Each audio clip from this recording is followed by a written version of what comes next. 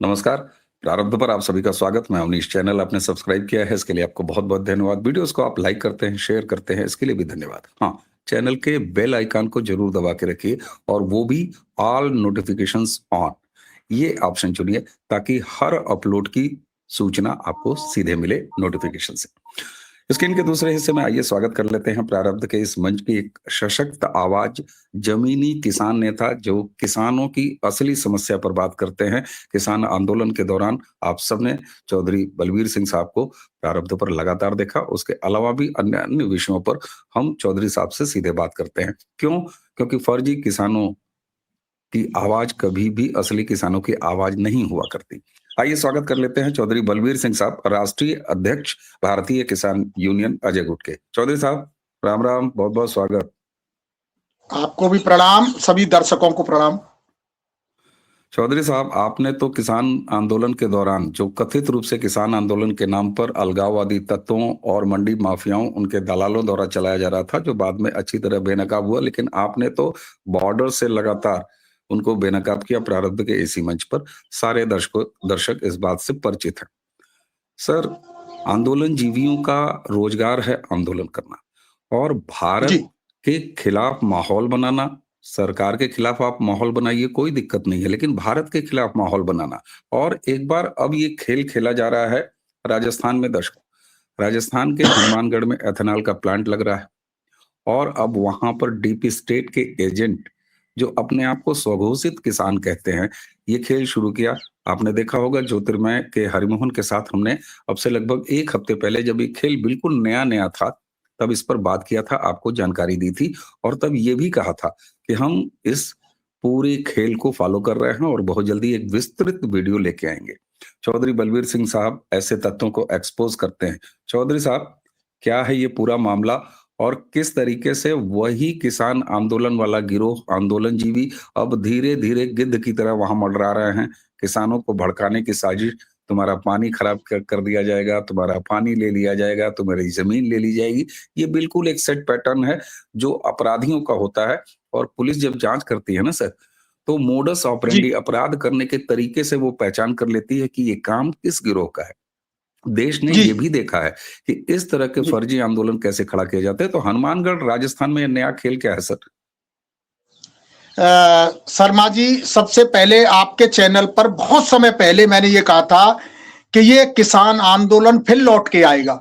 यानी ये जो आंदोलनकारी लोग हैं, जो फर्जी किसान नेता हैं, फर्जी उनके किसान हैं, यदि हम इनके वीडियो जो वहां पर आंदोलन चल रहा था, शंभू बॉर्डर और उधर खनौरी बॉर्डर पर जो चल रहा था, वो उनमें से ज्यादातर चेहरे आपको नजर आएंगे। यदि हम मिलान करें उन वीडियोज का, तो उसमें वही व्यक्ति नजर आएंगे। एथनॉल फैक्ट्री लग रही है एक, उसमें हनुमानगढ़ डिस्ट्रिक्ट में टिब्बी एक जगह है, वहां पर एक फैक्ट्री का काम शुरू किया गया। वहां ये आंदोलन कर रहे हैं। वहां पर ये लोग ये भूल जाते हैं कि किसी चीज का आंदोलन किया जाता है तो एक जमीनी हकीकत पर आंदोलन का या विरोध का जो एक मुद्दा होना चाहिए, वो जमीनी हकीकत पर होना चाहिए। इनके पास जमीनी हकीकत का तो कोई मुद्दा होता नहीं है, क्योंकि ये तो आंदोलन जीवी है। एक हमारे चरूनी साहब हैं, वो चुनाव के लिए पहले से जमीन तैयार कर रहे थे, लेकिन उन्होंने किसी ने नहीं उनको पूछा।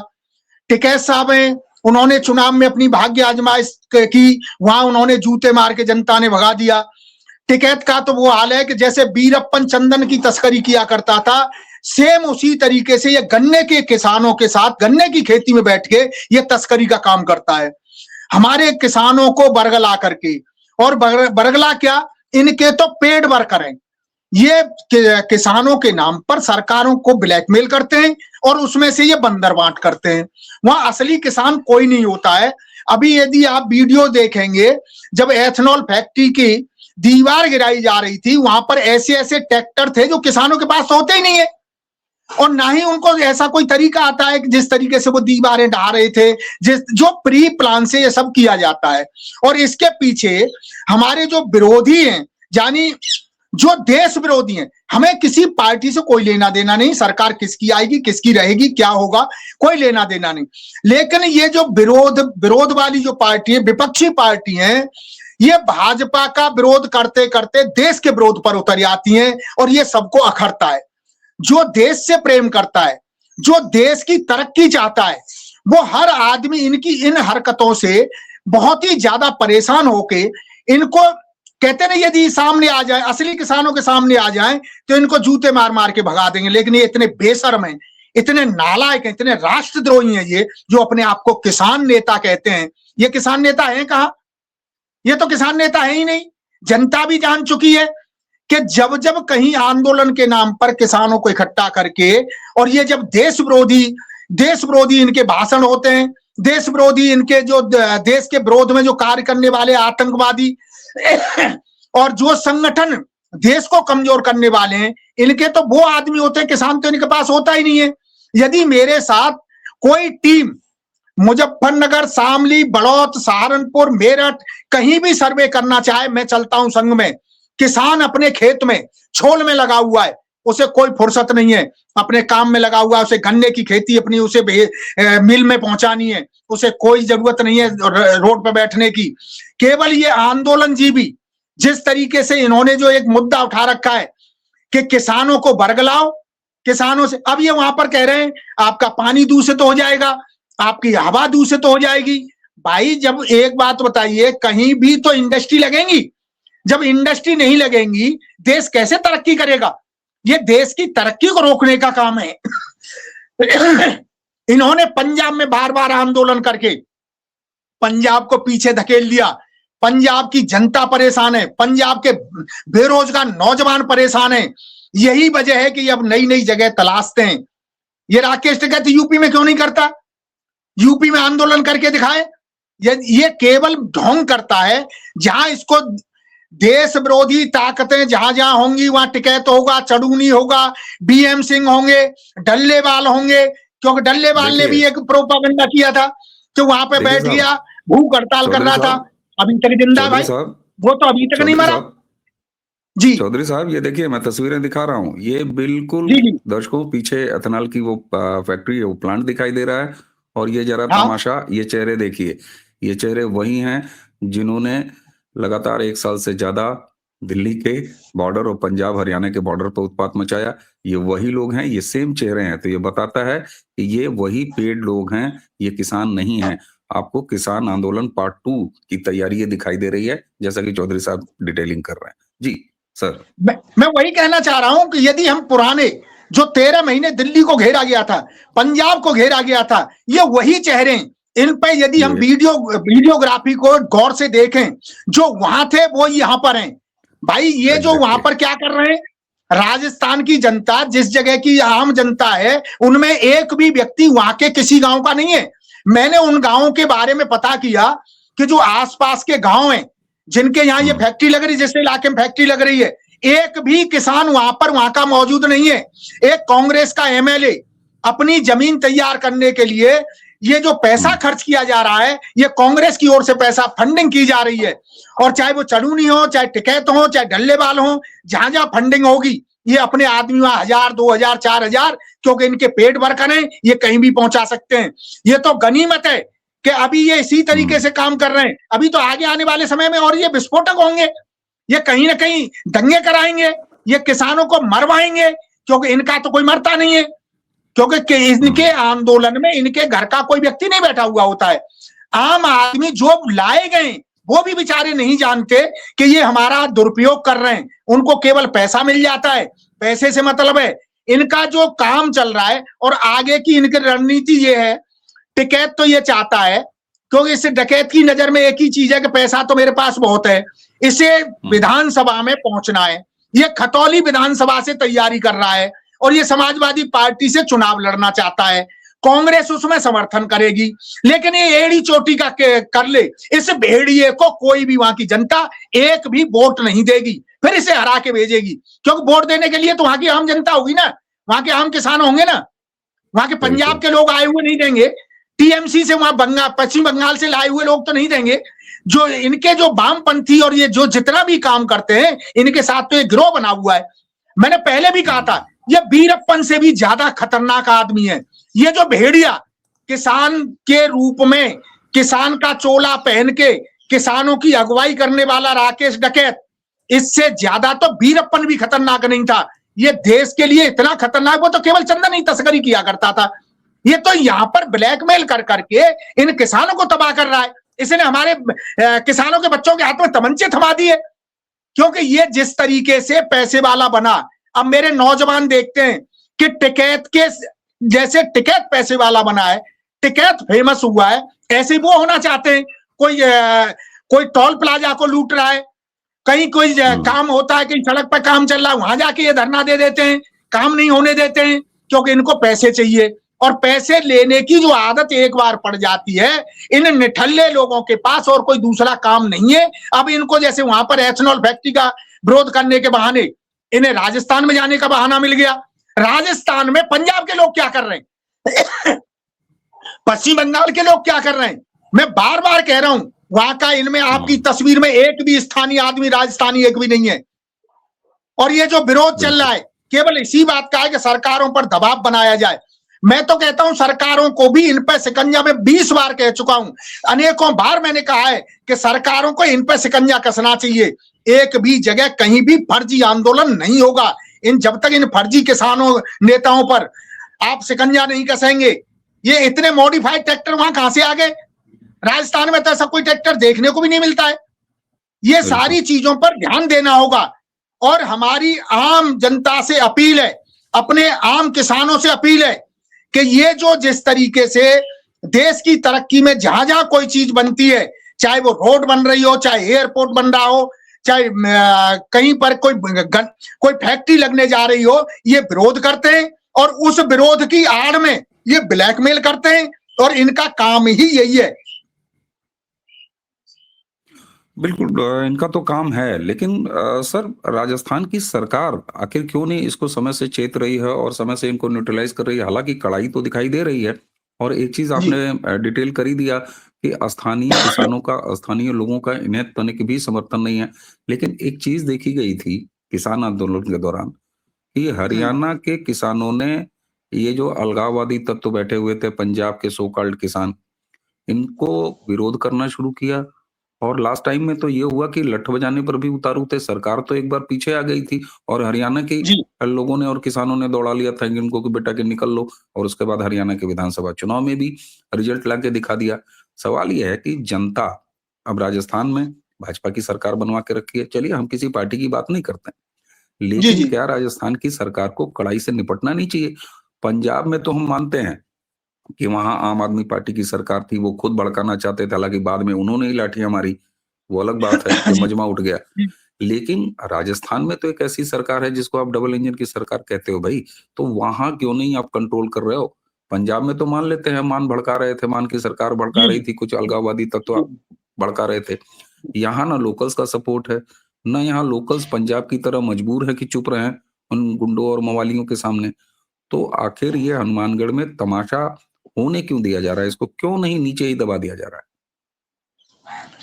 यही एक प्रश्न आता है। आम जनता, मेरा आम किसान यही कहता है कि जब ये फर्जी हैं, ये फर्जी किसान हैं, फर्जी किसान नेता हैं, तो वहां की सरकारें, जब मैं बात कर सकता हूं, मेरा असली किसान देख सकता है, आम जनता इस बात की आवाज उठाती है, तो वहां की सरकार को, राजस्थान सरकार को भी कड़ाई से निपटना चाहिए। ये वहां पर जाते ही क्यों हैं? ये जब वहां पहुंच रहे हैं तो इनको पहले ही अरेस्ट करके इन्हें जेल में डाल देना चाहिए और इन पे जितनी कड़ाई कर दूं आम जनता, देश में खुशी का माहौल होगा। शर्मा जी, मैं नहीं समझ रहा कि हमारी सरकारें क्यों इनके साथ कड़ाई से पेश आने में क्या दिक्कत आती है, क्यों नहीं इनके साथ सख्ती से पेश आती है, इनको क्यों बढ़ावा दिया जाता है? जब जब देश में जब जब चुनाव आने होंगे, ये आंदोलन ऐसे ही चलते रहेंगे। इनकी कोई जांच नहीं होती, इनकी संपत्ति की जांच नहीं होती, क्योंकि आज हर जगह एक बड़ा चेहरा बना के, कुछ हमारी मीडिया की भी देन है, क्यों कुछ बड़े चैनल जैसे ही टिकट जाएगा उसे एक हीरो की तरह पेश करते हैं और उसे ऐसा दिखाएंगे कि ये जो बोलेगा शायद देश की जानी कितनी तरक्की के बारे में बोलेगा, कितना देश हितैषी है। आज तक टिकैत ने, राकेश टिकैत ने जितने आंदोलन किए, एक भी आंदोलन की सफलता बता दे, एक भी आंदोलन की सफलता? हमेशा इन्होंने आंदोलनों को बेचा है और बेच बेच करके संपत्ति इकट्ठी की है।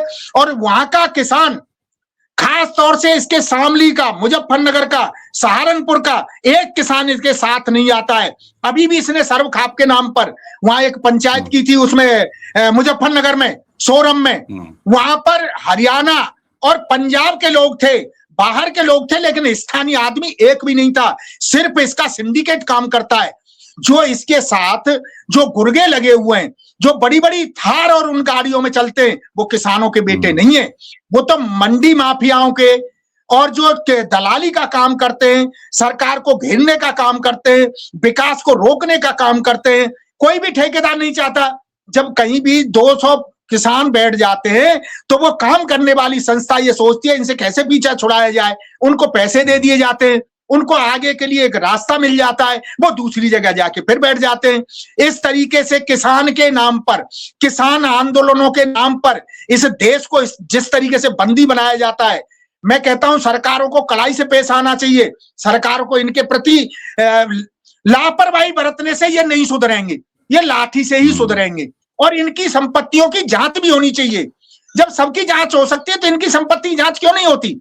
और मेरे जो असली किसान हैं वो समझ चुके हैं।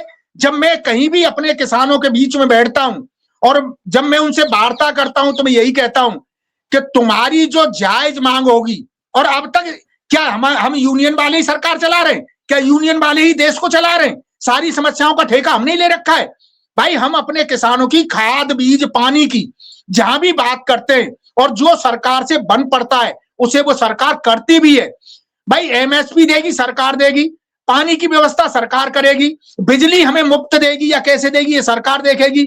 हम अपनी मांग उठा सकते हैं, हमारा कमजोर किसान थोड़ा सा संपन्न हो जाए, क्योंकि खेती का काम आजकल जोखिम भरा है, ये मैं मानता हूं। और इसी बात का ये फायदा उठाते हैं ये जो फर्जी किसान नेता, किसानों की, असली किसानों की समस्याओं को लेकर के जब उन्हें आश्वासन दिलाते हैं हम तुम्हारा ये करा देंगे, हम तुम्हारा ये करा देंगे, और जब वो वहां पर पहुंच जाते हैं, इकट्ठे हो जाते हैं, आंदोलन को बेच के डकैत साहब चल देते हैं, चरूनी साहब अपने घर में घुस जाते हैं, डल्ले वाला आराम से अपनी स्टील के गिलास में दारू पी पी करके और देश को उल्लू बनाते हैं, किसानों को उल्लू बनाते हैं। तो ये जब तक फर्जी वाला चलता रहेगा, जनता तो तैयार है इनको।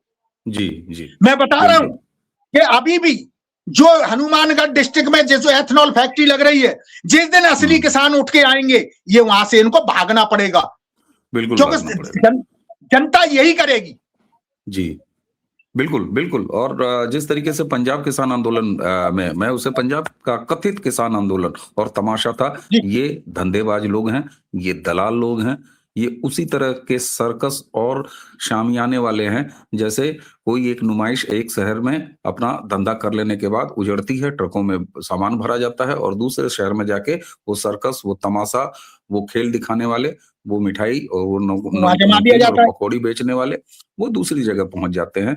ये ठीक उसी तरह के लोग हैं। और दुख और थोड़ा सा निराशा तब होती है जब हमारे प्रधानमंत्री इतने सजग और सचेत रहते हुए साफ साफ आंदोलन जीवी नाम देते हैं, तो दूसरी तरफ अगर राजस्थान के हनुमानगढ़ में इस तरीके की बातें चल रही हैं, इस तरह का साफ तौर पर, और इसमें दर्शकों ये आप ना समझें कि ये लोकल कोई केवल धंधेबाजों का गेम है, ये भारत की प्रगति में बाधक जो पूरा का पूरा इकोसिस्टम है, जिसमें बाहर की विदेशी शक्तियां भी इन्वॉल्व हैं। आपने देखा होगा इस देश में कभी एनवायरमेंट के नाम पर, कभी पोल्यूशन के नाम पर, मैं कहता हूं इन सारी चीजों को आप उठाइए, लेकिन फर्जी तरीके से जो चीज नहीं है, जो खतरा नहीं है, उसे खतरा को पैदा करके और उसके बाद बेचिए।